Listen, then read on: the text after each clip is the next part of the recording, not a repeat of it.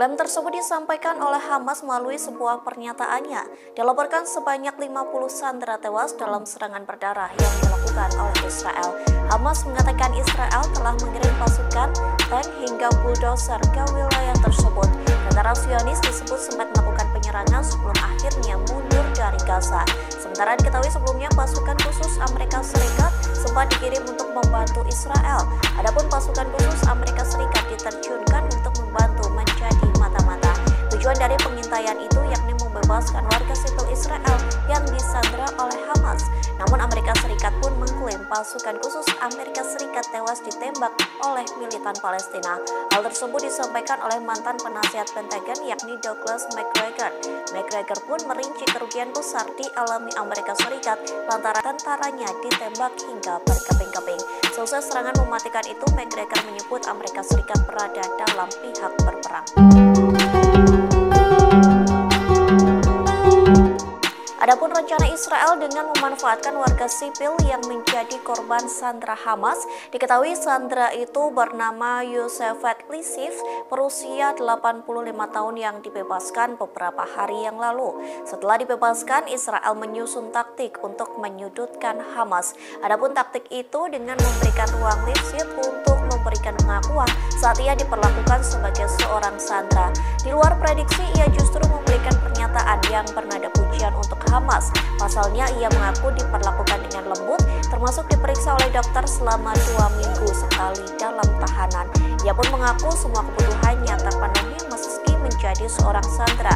Mengutip sumber-sumber Israel, militer negara melaporkan bahwa mengizinkan Lissif untuk membuat pernyataan langsung adalah sebuah kesalahan. Mereka tidak yakin apakah ada orang yang melakukan diskusi awal dengannya mengenai masalah ini.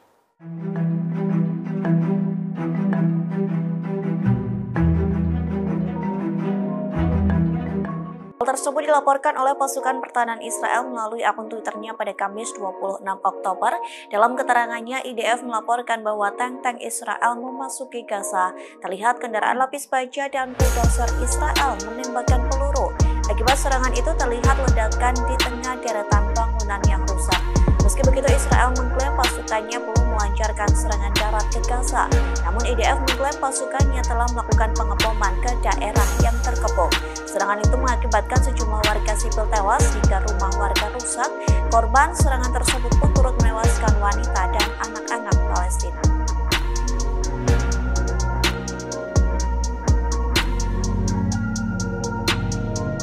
Hal tersebut disampaikan oleh juru bicara Kementerian Luar Negeri Rusia Maria Zakharova. Di zaman itu disampaikan Maria Zakharova dalam konferensi persnya di Moskow pada Kamis 26 Oktober. Dalam konferensi pers itu, Zakharova mengatakan Amerika Serikat sedang mengirim sistem pertahanan udara ke Timur Tengah. Keputusan Amerika Serikat justru semakin mengacaukan situasi.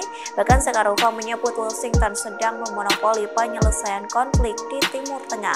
Sebaliknya, Amerika Serikat disebut mengabaikan penyebab sebenarnya dari konflik yang berkepanjangan. Zakharova mengatakan sebagian besar telah menyebabkan konsekuensi bencana saat ini. Diketahui Amerika Serikat akan mengirim rudal terminal High Altitude Area Defense atau THAAD dan rudal Patriot. Namun Washington tak merinci jumlah rudal yang akan dikirim ke Timur Tengah.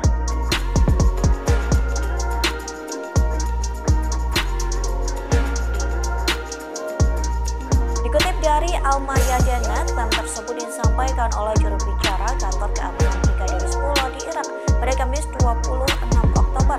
Pihaknya mengatakan kesiapan militan Hizbullah menghadapi konflik berkepanjangan. Bahkan mereka akan menekankan ketergantungan pada kemampuan perlawanan otonom.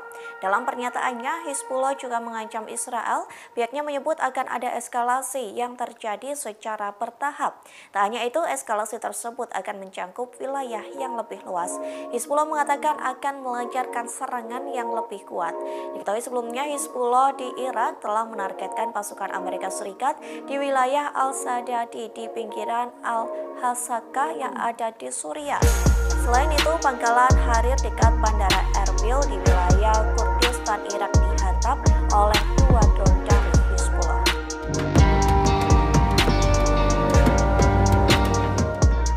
Hal tersebut disampaikan oleh mantan Perdana Menteri Israel Yair Lapid pada Kamis 26 Oktober 2023. Ia mengakui bahwa akibat serangan luas di Gaza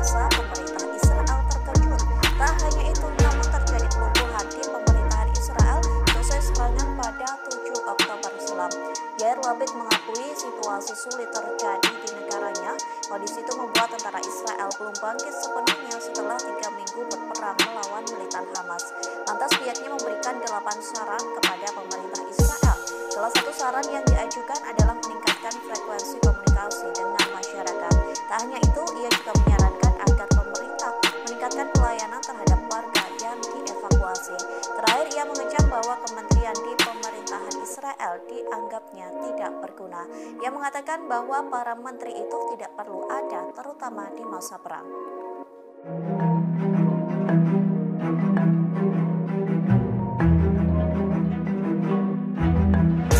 Dikutip dari New York Post, Hamas telah merencanakan serangan mengejutkan pada 7 Oktober selama 2 tahun. Sistem telepon terprogram itu memungkinkan Hamas untuk berkomunikasi tanpa terdeteksi oleh Israel ataupun Amerika Serikat. Meski begitu, Hamas tetap melakukan rapat perencanaan yang diadakan secara langsung. Namun komunikasi digital melalui ponsel dan komputer dihindari untuk memastikan kerahasiaan. Hamas diyakini mempelajari metode keamanan dan kerahasiaannya dari Iran, namun intelijen Amerika Serikat tidak percaya bahwa Iran terlibat langsung dalam perencanaan serangan 7 Oktober. Perlu diketahui, jaringan terowongan Hamas disebut dengan Metro Gaza. Terowongan itu memungkinkan Hamas memindahkan pejuang, persenjataan, dan perbekalannya ke seluruh wilayah tanpa terdeteksi.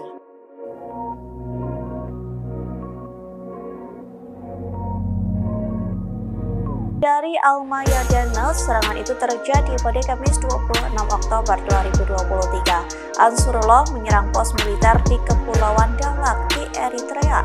Dilaporkan serangan itu secara khusus menargetkan puncak gunung yang menjadi lokasi pos pengawasan Israel.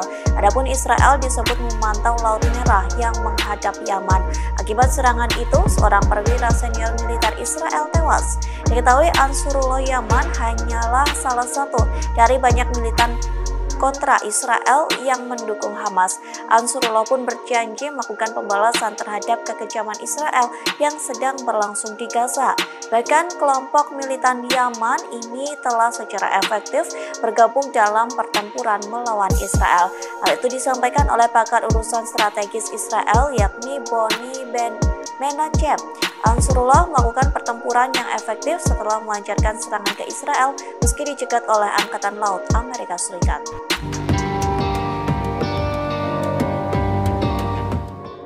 Dikutip dari VOA News, Iran memiliki program nuklir yang akan digunakan untuk masa depan. Namun memang program tersebut belum terselesaikan hingga saat ini. Oleh sebab itu, di tengah perang memanas Israel-Hamas, Iran diprediksi belum akan mengirim bantuan nuklir.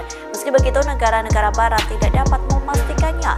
Hal itu dikarenakan negara barat memandang Iran sebagai pendukung utama Hamas. Bahkan kelompok militan Teheran juga membantu Hamas yang disebut tidak meredakan ketegangan. Iran justru disebut memberikan bantuan sekira 100 juta US dollar per tahun untuk Hamas dan militan Palestina lainnya. Bahkan Teheran juga mengirim sejumlah senjata seperti roket artileri dan rudal. Iran juga dilaporkan memberikan peralatan serta pengetahuan perang untuk militan Hamas.